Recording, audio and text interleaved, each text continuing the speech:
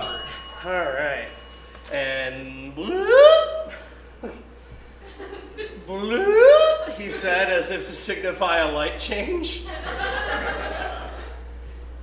Bloop.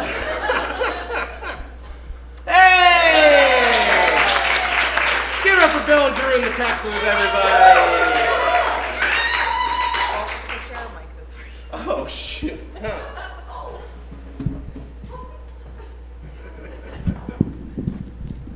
While Sean does that, hello and welcome, Grand Rapids. Thank you for joining this evening. I'm your anchor, Josie Sabo. And I'm your other anchor, Sean. And, you know, we all managed to survive the winter blizzard and being self-contained in Irish and Ionia, where a bunch of yahoos stood around in a blizzard while the real Irish just stayed home and ate your corned beef in peace.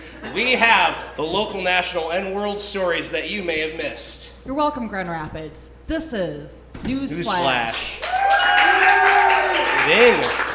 All right, our top story tonight. That's right. As many would-be Irish on Ionia attendees realized after just giving up and staying home, this season has been the third snowiest winter in Michigan history, so far counting up to 108 inches of snow. The second snowiest winter took place in 2014, and of course, the snowiest, windiest, and coldest winter we've ever seen was back in 1951, when everyone was required to go uphill both ways. At least we don't have to anymore. If you want to hear more about that, ask your grandpa. I'm sure he'd appreciate it if you called him every once in a while. Last week saw the opening of a temporary attraction at Oakland Mall in Troy, Michigan that's like something out of Willy Wonka. Choco Town, a self-described immersive experience, is a village filled with chocolate houses, fountains, cotton candy salons, banana split swings, and other interactive elements such as taste testings and games, as well as something called Chocolate Chip Rain, which we're really hoping is a meet and greet with Tay Zonde. Reservations are available online Thursday through Sunday, starting now through the end of April. As the other days, they need to clear out all the kids that are trying to find their inner Augustus gloop in the fountains. Despite all this winter weather, today is in fact the first day of spring. Yeah. But it kind of seems silly to think of it that way. I mean, especially if you want to plan ahead and even think about summer camping at this point. But citizens of Muskegon and Grand Haven area want to make alternate plans if they are planning on banking on using Hoffmaster State Park for their recreation. And not just because of the sharks either. Definitely not because of the sharks. Starting April 1st, work on park enhancement projects to upgrade water and sewer lines, as well as park and campground roads, will commence, apparently to make them more shark-proof. Although the Parks Department specifically requested we do not mention anything about the sharks. They say that they don't exist, but we know better. This means the entire day use area, roads, organizational campground, and visitor centers will be closed to anyone who is not a construction official or a shark through July 7th, with the campground remaining closed additionally through the end of the 2023 camping season. Seems odd that our requests to confirm that they wouldn't be allowing any sharp camping either were ignored.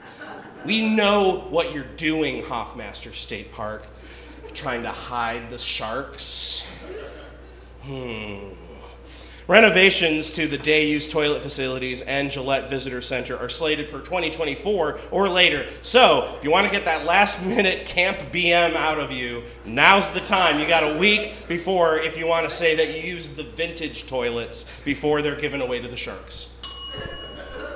But forget Jaws. Something much scarier is coming to your Florida beaches this July. That's right. It's a Sargassum seaweed blob that's twice the width of the continental U.S. You heard me right. Due to our favorite culprit, climate change, this Sargassum blob started its bloom early and has doubled in size of what it normally grows to and is coming straight for the Gulf of Mexico. And like Jaws, you're going to need a bigger boat if you want to sea-doo through the slop of seaweed this summer.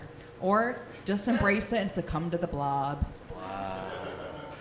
An exotic cat known as a serval was rescued from a tree by Cincinnati Animal Control, and it tested positive for having, guess what, cocaine in its system. Now, look, I don't want to be pointing fingers here too much, but this is clearly just a copycat of the popular Cocaine Bear series. Now, you guys, you got to put more creativity and effort into it if you want to sneak one past us here at NewsFlash. Yeah, maybe try Meth Coyote.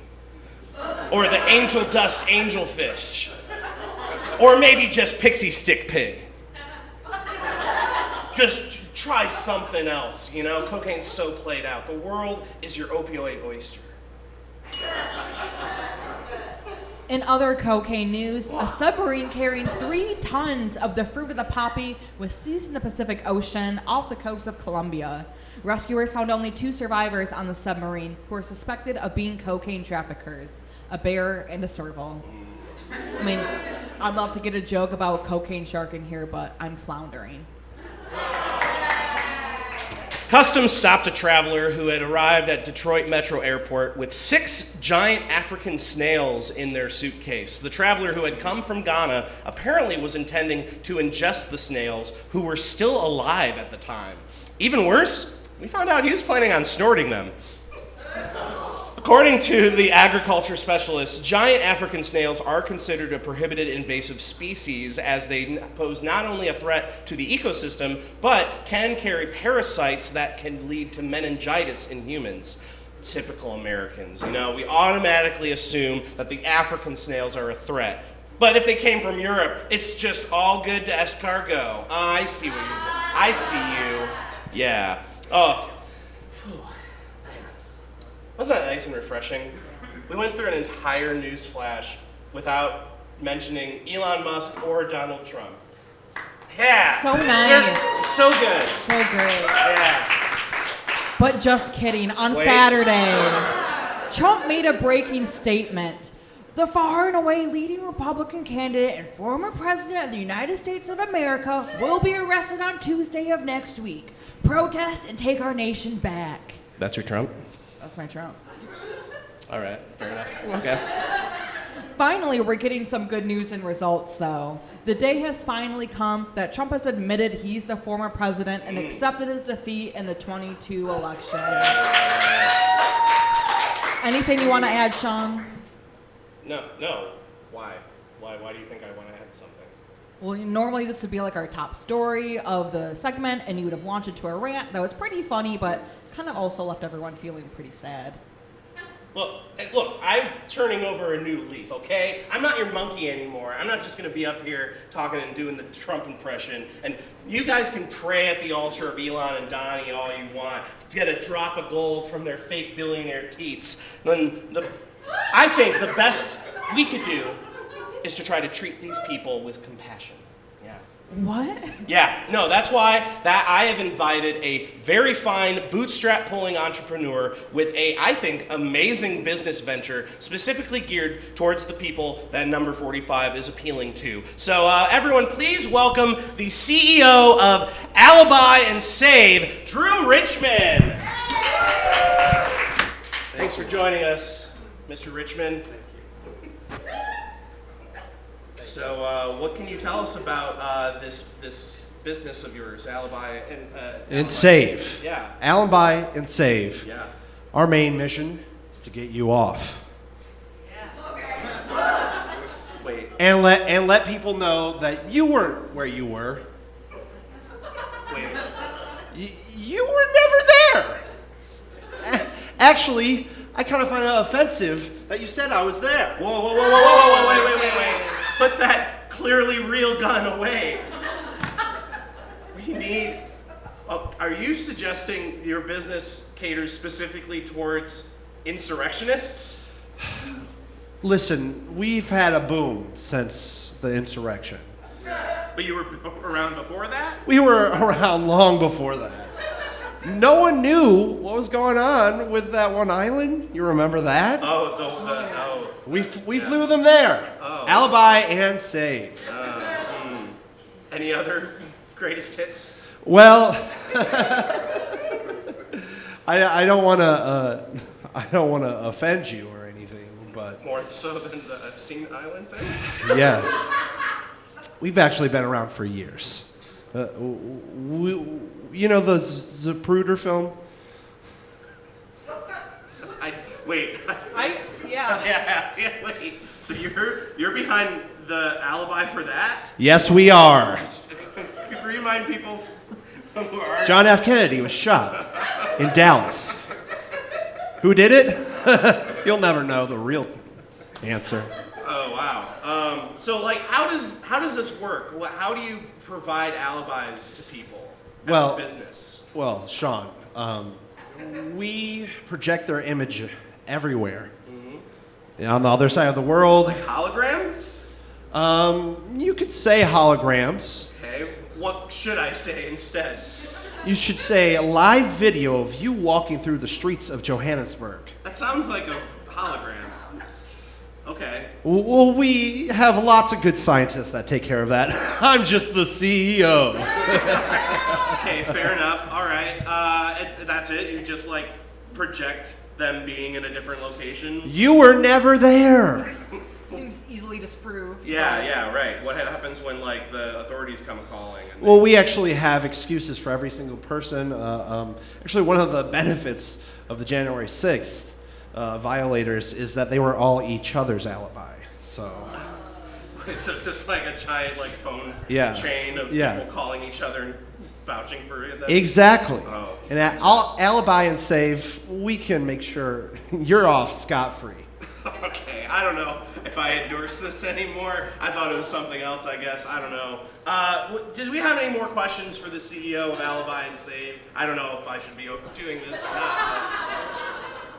Anyone else dealing with a problem that they might need an alibi for? Have you been fighting with your significant other? Was OJ a client?